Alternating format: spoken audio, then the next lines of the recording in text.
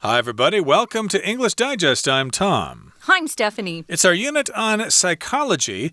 We're talking about how people think and why they do the things they do.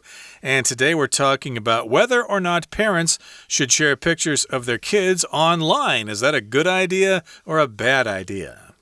We're going to be looking at this from a parent's perspective and also the child's perspective. So that's kind of fun.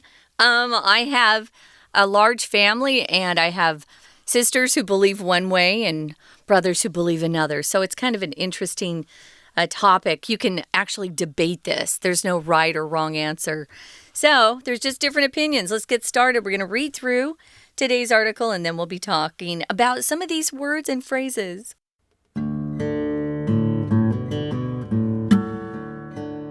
Parents used to collect photos of their children in physical albums, but now that the digital age has dawned, it's a different story. It seems some new parents can't take a single picture of their infants without posting it on social media. This trend has acquired the name sharenting, but is it appropriate for parents to do? A parent's view. I have friends and family all over the world. Few of them can meet my son in person, so sharenting is the best way for them to get to know him. I confess I'll sometimes post things that, on reflection, could embarrass him as a teenager. I plan to ask him when he's older if he minds me sharing them. Until then, I'm controlling the privacy settings of the accounts where I share things about him, so only friends and family can view them. A child's view. I've convinced my parents to stop sharenting without my permission. I understand why they do it, but I also need them to see things from my perspective. I want to create my own online identity instead of having one created for me. Also, sharing things online is dangerous. The photos could fall into the wrong hands and be used to bully me or worse. Legal factors also play a part in the sharenting debate. In France, children can sue their parents for posting things without their consent. On the other hand, parents have legal freedom of expression. Ideally, children and parents should try to see things from each other's point of view and compromise on sharing things online.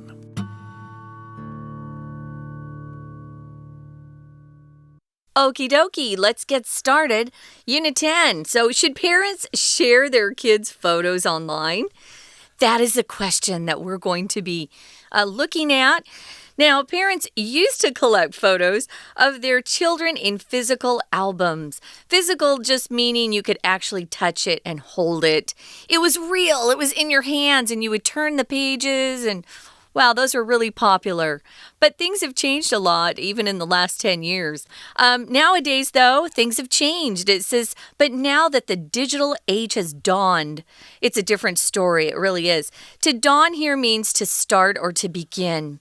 Now, you guys know that dawn as a noun just means when that sun first starts coming up in the morning, and you can not yet see the sun, but you can see the pink sky coming, starting to form. I love that time of day, dawn. But if something has dawned or something dawns on you, that's another way we use it. It just means you suddenly understand what people are trying to say. It's making sense to you. But here, it just means it's begun. Right. Dawn as a noun also refers to the beginning of the day when the sun is rising. So yeah, when day has dawned, that means the day has begun and the digital age has dawned. At least since that time, people look at photos on their devices or on the internet or on social media. I don't even know where you would go to buy a photo album anymore, or if you want to have pictures printed out. No, you can still get them at the photo shops here, but they also have those electronic photo frames. Those are fun. Okay, yeah, they're not as popular as they used to be, the digital photo frames, but there are ways to look at pictures electronically, and to have the actual physical photos anymore seems kind of rare. But it seems some new parents can't take a single picture of their infants without posting it on social media. So this is a pattern here. Can't do something without doing something else. For example, I can't cross the street in Taipei without some car trying to run me over.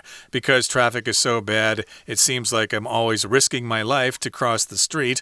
And in this particular case, a parent can't take a single picture of their kid without posting it on social media. In other words, if they take a picture of their child, they're going to post it on social media, Instagram, Facebook, or whatever.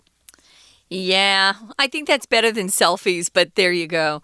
Now, this is true for some folks, some parents. It seems like they're posting 10 photos a day or even 10 photos a week seems a lot to me, but I don't really post much on social media. I just look. So this trend has acquired the name sharenting, sharing as a parent, put together, sharenting. I don't think you're going to find it in the dictionary if you have a real book in your hands, a physical dictionary. But it will probably be added to the dictionaries next year. But is it appropriate for parents to share photos of their kids online? A lot of people can see those. People that you may not want looking at your kids' photos can see them. Exactly. And even if you think you're just sending them to your friends and family, other people can get them somehow. And it's pretty easy to save the file as a picture. And they might put it in Photoshop and change it around a little bit to embarrass that person or something like that. So I think we're learning those lessons more and more all the time. But still, if you are a proud parent and your kid just started walking and you're so proud of your little child, oh, I've got to take a picture of my baby's first steps and put that picture on the internet so that people can see it. Yeah, they're just too tempted to do that. The temptation is just too strong. So yeah, people can't take a single picture of their child without posting it on social media. And hence we've got the term sharenting, sharing parenting, I guess, sharing pictures as a parent. I guess that's what that means. And so here's the idea from the parents' view. Okay, this is their take on this issue. This is their opinion.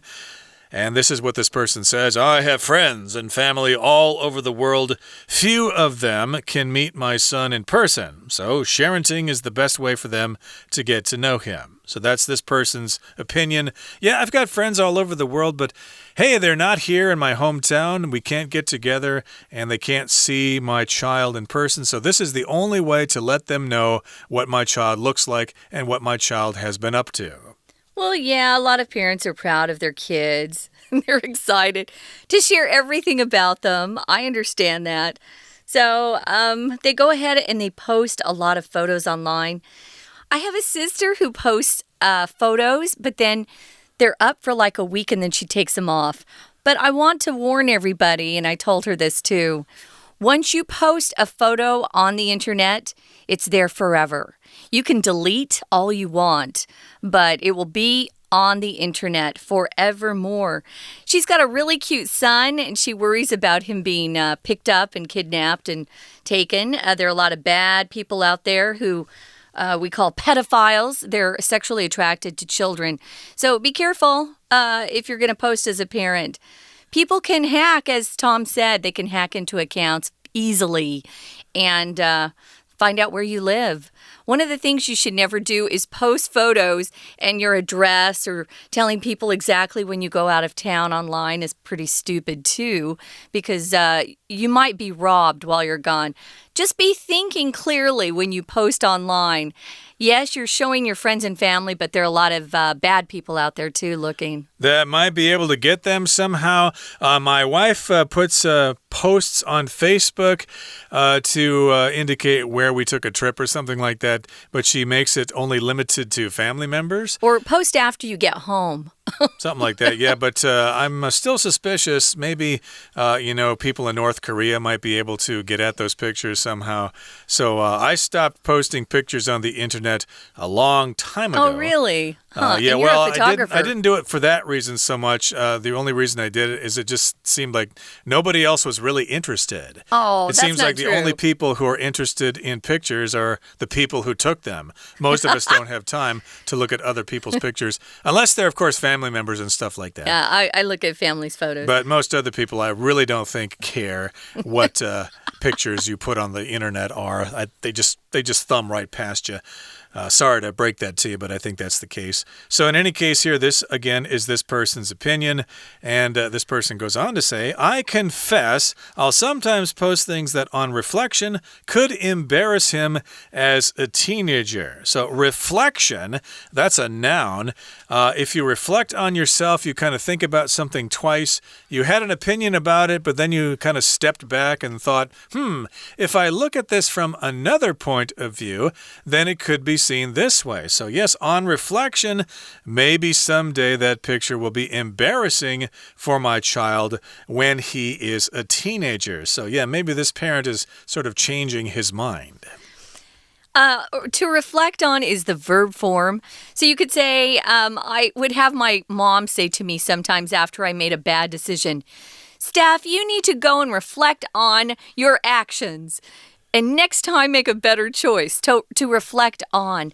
Here, of course, it's the noun form. So on reflection, I realized I'd made the wrong choice. So typically, and I think Tom mentioned this, to reflect on something, you think about something after you've actually made a decision or a choice. And you kind of rethink your choice and maybe decide that you could probably make a better choice the next time around. You also say, well, maybe next time I'll do it differently. So on reflection or on second thought, sometimes we say that as well when we're about to change our minds. Okay, that brings us to the end of the first part of our lesson for today. Let's listen now to our Chinese teacher. 大家好，我是派老师。今天讲解的是9月份 Unit 10。Should parents share their kids' photos online?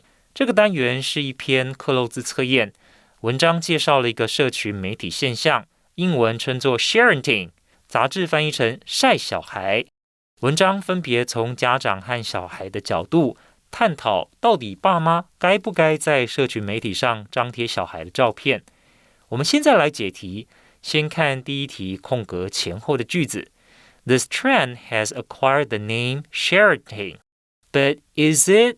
好，第一个空格 for parents to do.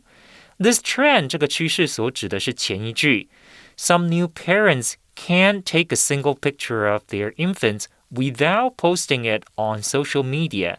请先看 can't without 这个句型，这个句型表达的意思其实是一定要、一定会。比方说Many teenagers can't go anywhere without their smartphones. Many teenagers cannot go anywhere without their smartphones. 很多青少年走到哪都一定要带着手机。现在回到文章中这个句子，有些初为人父人母的爸爸妈妈拍下自己家小孩的照片以后，一定会上传到社群媒体上。这个趋势就称作 sharenting。但爸妈这么做，空格。我们看一下第一题有哪些选项 ：A. Universal 普世的 ，B. Profitable 可以获利的 ，C. Temporary 暂时的 ，D. Appropriate 适当的。根据前后语义，第一题选 D. Appropriate 适当的。接着我们看第二题 I， 然后第二题空格。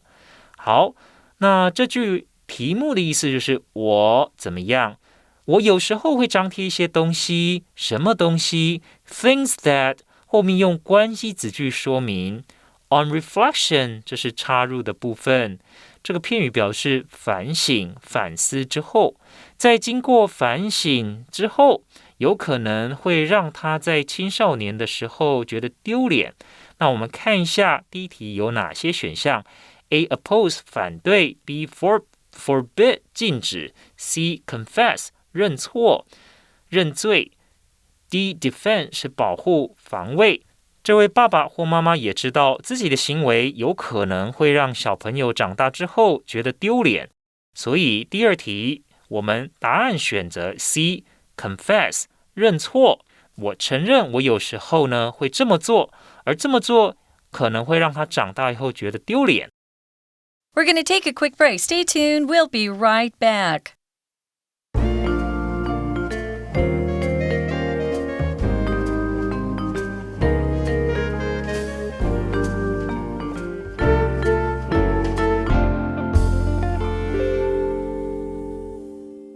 Welcome back, everybody. We're continuing to talk about the concept of sharenting. Should parents share their kids' photos online? It's a good question, and we're going to try to answer this question today. But, of course, these will be our opinions, and you need to decide this for yourself.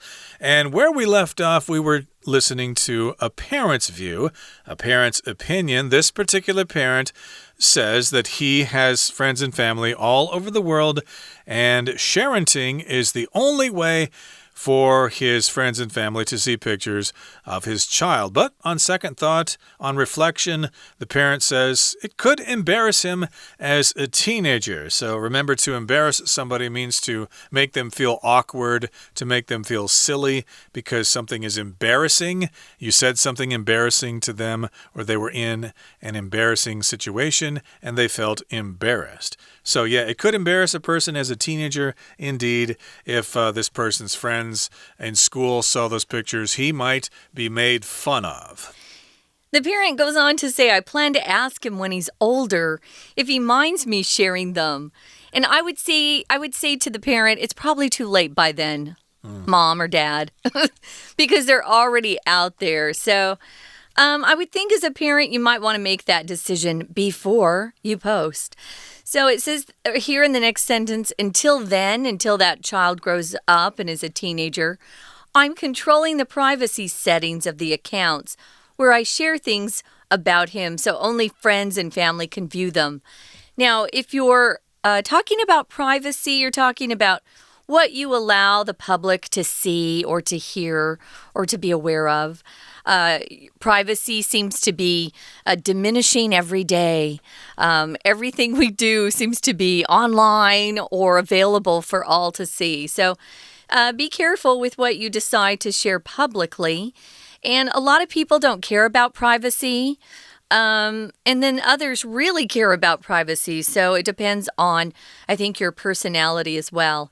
If you like privacy, you probably aren't going to be posting about everything you do online. I would say you're probably not someone who thinks privacy is a big deal if you're posting every day. Yeah, I'm almost ready to go back to the old days of film photography and to take pictures with film and just keep the pictures at home in conventional photo albums. And don't connect to the internet otherwise. Exactly, but it's that, going of course, there anyway. is extreme. Very few people are actually going to do that. But you're a photographer, so I could see you doing it. It still costs a lot of money that way. Ooh. So I do try to keep my photos on an external hard drive and have it disconnected from the computer when I'm not looking at them. So that might keep them a little safe from hackers and things like that. But again, that is the viewpoint from a parent. Now let's talk about the viewpoint from a child. Yeah, I wanted to mention before the break, Tom used a word that we use a lot. And he said, what's your take on it? Or what's his take on it? Take, you'd think, what? But it just means what's your opinion, what's your view on this? But you'll hear it a lot. So what's your take on this? What do you think? So if you hear that, you'll know what they're talking about. So here's the child's point of view.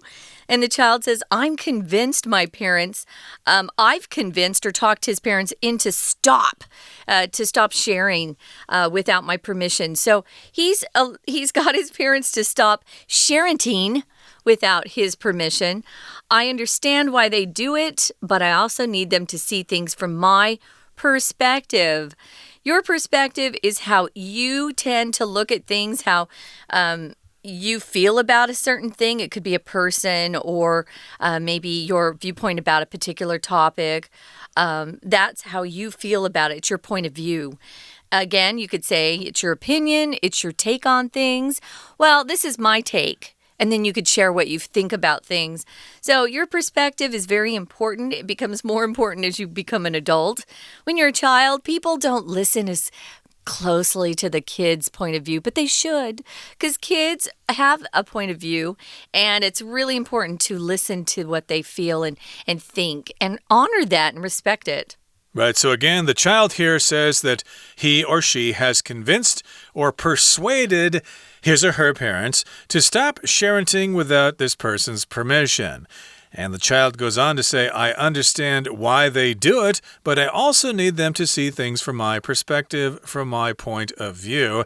And yes, this is often what people say when they want to express their opinion. They first want to say, well, I know how you feel. I understand your point of view. I understand your opinion, but I also have an opinion, and we need to compromise on this. And, of course, I hope that my parents can see things from my perspective, which again means your point of view from your side of the fence.